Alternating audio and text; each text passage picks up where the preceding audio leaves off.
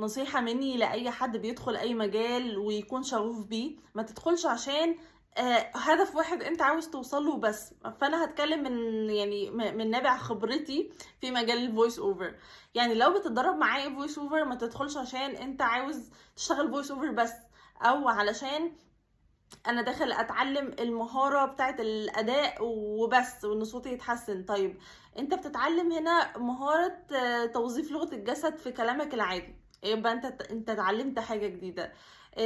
بتتعلم التعامل مع الناس اونلاين عامل ازاي، بتتعلم اللي انت اصلا بتتعامل وسط جروب في كورس. بتتعلم ازاي يعني تتناقل الخبرات وتقول رأيك مثلا في وسط حاجة.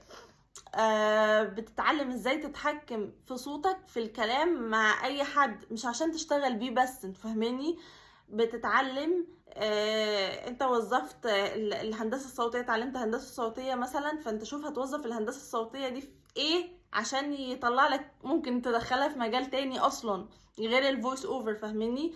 اتعلمت تفاوض مع العملاء، تفاوض بقى مع اي حد، مش لازم العملاء بتوع الفويس اوفر بس، فدي مهارات حياتية مكتسبة بشكل كبير. اتعلمت التسويق، مش لازم للفويس اوفر بس. فانت بتتعلم حاجات كتيرة اوي في اي مجال ادخله. يعني انا طول حياتي كنت بعمل ايه؟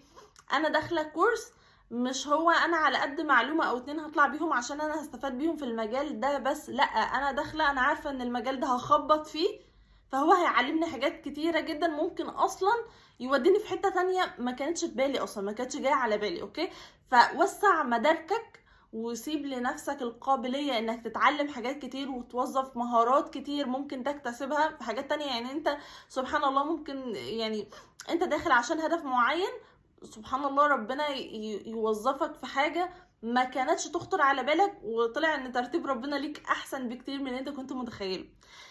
فدايما اسعى، ودايما استكشف حاجات كتير. يعني انت قدراتك كبني ادم لا محدودة، حرفيا انت عندك طاقة وقدرة لا محدودة. فما تخليش الدنيا مقفلة على نقطة معينة، هي دي اللي انا هذاكرها، هي دي اللي انا عاوزها، ولو ما جاتش الدنيا باظت. لا، لا، انت لو بتدرس حاجة معينة، بتاخد كورس في حاجة معينة، انت ما تتخيلش انت ممكن تستفاد منها قد ايه في حاجات كتيرة رهيبة ما كانتش على بالك اصلا. تمام. ف سيب لنفسك القابلية، اتعلم. دايما خلي دماغك بتستقبل معلومات وبتستقبل افكار كتير. ما الدماغ ده لو سبته خلاص ان هو على كده خد معلومتين وركن على كده بيصدي. احنا دماغنا بيصدي من قلة التفكير ومن قلة المعلومات. وما ما تتخيلش ان انت مثلا تعبت في حاجة وقعدت تذاكر فترة فخلاص انت استكفيت. لا، انت كل ما هتلاقي نفسك بتذاكر اكتر، عايز اكتر، عقلك كأنه بيوسع وبيتهيأ انه يتملي اكتر ويستقبل اكتر، وهيبقى عاوز اصلا ينشط اكتر من كده كمان. فانت ادخل في اي حاجة انت عاوزها، اي حاجة، ودوس. طب انا اصلا مش عارف انا ابدأ بايه ولا اخد ايه ولا ادرس ايه. عارف انت اللي بيرموه في البحر، ضبش بقى، ضبش حرفيا. ادخل جرب اي حاجة، جرب جرب. انا مش عارف اصلا انا شاطر في ايه، مهاراتي ايه، زي ما قلت لك، بس حاول. شوف كده سأل تشات جي بي تي، هو انا بعرف اعمل كذا وكذا، ايه المجالات اللي ممكن متناسبة معايا. هيبدأ يقولك على مجالات كتير. في فكرة الناس اصلا يقولك انا ما بعرفش اسرش على حاجة، انا ما بعرفش ادور، ما بعرفش اسأل. انت الغي اولا الفكره من بالك بتاعت انا ما بعرفش اعمل دي. انت حاول خد الستاب الاولى كده ودور. كلنا كنا في البدايه ما بنعرفش، وانا مثلا انا بقيت كويسه في مجال، ولكن ما زال في مجالات تانية كتير ما اعرفش عنها حاجه. بس بعمل ايه؟ بضبش، بسأل. اكيد انا يعني محتاجه اوسع مداركي اكتر.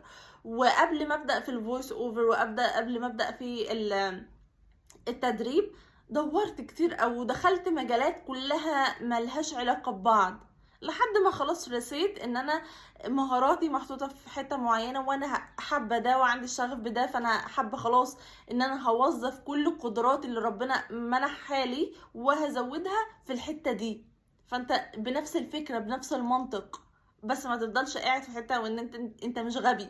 اوكي، الغي الفكره بتاعت انت مش غبي او انت يعني ربنا بيعاقبك. لا، انت ابذل شويه مجهود، وحتى لو كنت ماشي ببطء فالموضوع شويه شويه هيتسرع معاك والدنيا تبقى تمام. اوكي، يلا باي باي.